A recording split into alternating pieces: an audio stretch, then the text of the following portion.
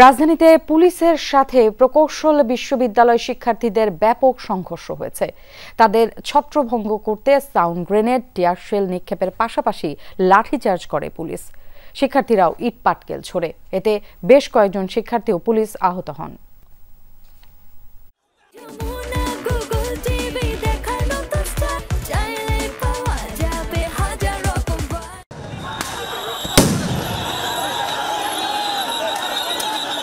সময় দুপুর 1:30। শাহবাগ ছেড়ে আন্দোলনরত প্রকৌশল বিশ্ববিদ্যালয়ের শিক্ষার্থীদের যাত্রা যমুনা অভিমুখে। হোটেল ইন্টারকন্টিনেন্টালের সামনেই পুলিশের বাধা। ব্যারিকেড ভেঙে সামনে এগোতে চাইলে শুরু হয় ধাওয়া পাল্টা ধাওয়া সংঘর্ষ। এ সময় গোটা এলাকায় উত্তেজনা ছড়িয়ে পড়ে। পুলিশের লাঠিচার্জে ছত্রভঙ্গ হয়ে যায় শিক্ষার্থীরা। কিছুক্ষণের মধ্যে সংঘবদ্ধ হয়ে আবারও প্রতিরোধ গড়ে তোলে তারা। পুলিশের টিয়ার শেলের ধোঁয়ায় আচ্ছন্ন হয়ে যায় গোটা এলাকা। এবার শিক্ষার্থীদের ছত্রভঙ্গ করতে জলকামান ব্যবহার করে পুলিশ। আন্দোলনকারীরাও পুলিশকে লক্ষ্য করে ইটপাটকেল নিক্ষেপ করে। সংঘর্ষে বেশ কয়েকজন শিক্ষার্থী ও পুলিশ আহত হয়। শান্তিপূর্ণভাবে এখানে অবস্থান করছি, কিন্তু পুলিশ সেটা দেয় নাই। তারা আমাদের উপর টিয়ার শেল নিক্ষেপ করছে, তারা আমাদেরকে ব্যাপকভাবে লাঠিচার্জ করছে। পুলিশরা টেকনিশিয়ানদের উপর কোনো আক্রমণ চালায় নাই, তারাই উপর কোনো ধরনের লাঠিচার্জ করে নাই, টিয়ার শেল নিক্ষেপ করে নাই আমাদের উপর। আমরা যারা ইনোসেন্ট ফেস, আমরা যারা মব লিঞ্চিং করি নাই, আমরা যারা চট্টগ্রাম থেকে এসেছি, রাজশাহী থেকে এসেছি, খুলনা থেকে এসেছি, ঢাকার বিভিন্ন কলেজ থেকে শিক্ষার্থী এসেছে, বুয়েট থেকে এসেছে, তাদের উপর ভায়োলেন্ট জনক কাজ তারা করে দেখিয়েছে। আমাদের একটাই দাবি ছিল যে ইউনূস আমাদের সরকারের প্রধান হবে। আমাদের সব দাবি তো ওনাদের কাছেই। যতবারই সচিবালয়ে গেছি, এদিক থেকে ওইদিকে, এদিক থেকে ওইদিক, খালি আমাদেরকে ঘুরাইছে। যমুনা ও এর আশেপাশে আগে থেকে জারি আছে 144 ধারা। তাই আন্দোলনরতদের ধাওয়া দিয়ে শাহবাগে নিয়ে যায় পুলিশ।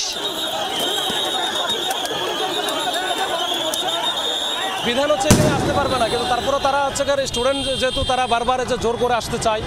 এখন তারপরে আমরা অনেক সময় আমরা বাস্তবতা বিবেচনা করে আমরা কিন্তু খুব সফটলি হ্যান্ডেল করি। কিন্তু এখন অনেক প্রধান উপদেষ্টার বাসভবনে যদি যায়, সেক্ষেত্রে আসলে তো আমাদের আর কিছু করার থাকে না।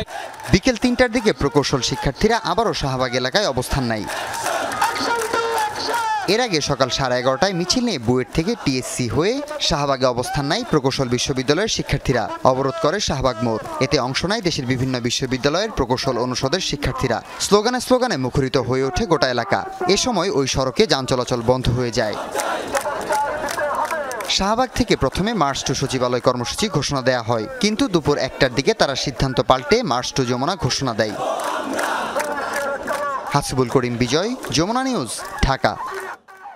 শাহবাগে আছেন, শাহবাগে অবস্থান নিয়েছেন, সেখানে আছেন আমাদের সহকর্মী শকত মঞ্জুর শান্ত। যাচ্ছি তার কাছে।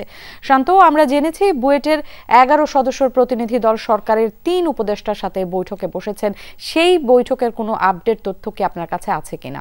এখন পর্যন্ত সেই বৈঠকের আপডেট কোনো তথ্য আমাদের কাছে নেই। এখানে শিক্ষার্থীদের যে মাইক রয়েছে, আন্দোলনকারী শিক্ষার্থীদের যে মাইক, সেই মাইকে এই ঘোষণাটা দেওয়া হয় যে তাদের 11 সদস্যের একটি প্রতিনিধি দল 3 জন উপদেষ্টার সাথে বৈঠকে বসেছেন। এবং এখানে বুয়েটের ভিসি যখন আসেন, তিনি কিন্তু বলেন যে উপদেষ্টা 3 জন তারা অপেক্ষা করছেন শিক্ষার্থীদের জন্য রেল ভবনে। অর্থাৎ আমরা ধারণা করতে পারি যে রেল ভবনে বৈঠকটি হচ্ছে এবং শিক্ষার্থীরা যে 3 জন উপদেষ্টার কথা বলেছেন, সেই 3 জনই হয়তো বা বৈঠকে আছেন, এটা আমরা ধারণা করে বলতে পারছি।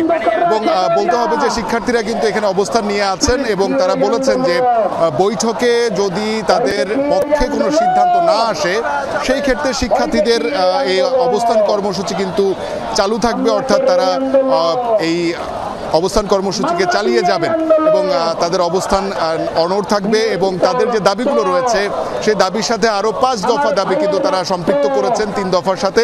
সেই দাবিগুলো হচ্ছে অনেকটা এরকম যে শিক্ষার্থীদের যে উপর যে হামলা হয়েছে, সেই হামলায় শিক্ষার্থীরা যা আহত হয়েছেন তাদের খরচের বিষয়টি সরকারকে নিতে হবে এবং একই সাথে যেই যারা হামলা করেছেন তাদেরকে বহিষ্কার করতে হবে। পুলিশ সদস্যদের ডিসি মাসুদকে বহিষ্কারের দাবি তারা জানিয়েছেন। একই সাথে স্বরাষ্ট্র উপদেষ্টা যাতে তাদের কাছে ক্ষমা চান, সেই দাবি তারা করেছেন এবং প্রজ্ঞাপন জারির কথা তারা বলেছেন যে তারা যে দাবিগুলো করেছেন সেই 3 দফা দাবি মেনে নিয়ে সরকার যাতে প্রজ্ঞাপন জারি করে, সেই দাবিতে কিন্তু তারা এখন পর্যন্ত এখানে অবস্থান নিয়ে আছেন এবং কিছুক্ষণ পর তারা স্লোগানও দিচ্ছেন এবং একই সাথে তারা ঘোষণা দিয়ে রেখেছেন যে কোনোভাবেই তারা তাদের দাবি আদায় না করে এই রাজপথ তারা ছেড়ে যাবেন না। শান্ত, আপনাকে ধন্যবাদ, বিস্তারিত আমাদেরকে জানিয়েছেন।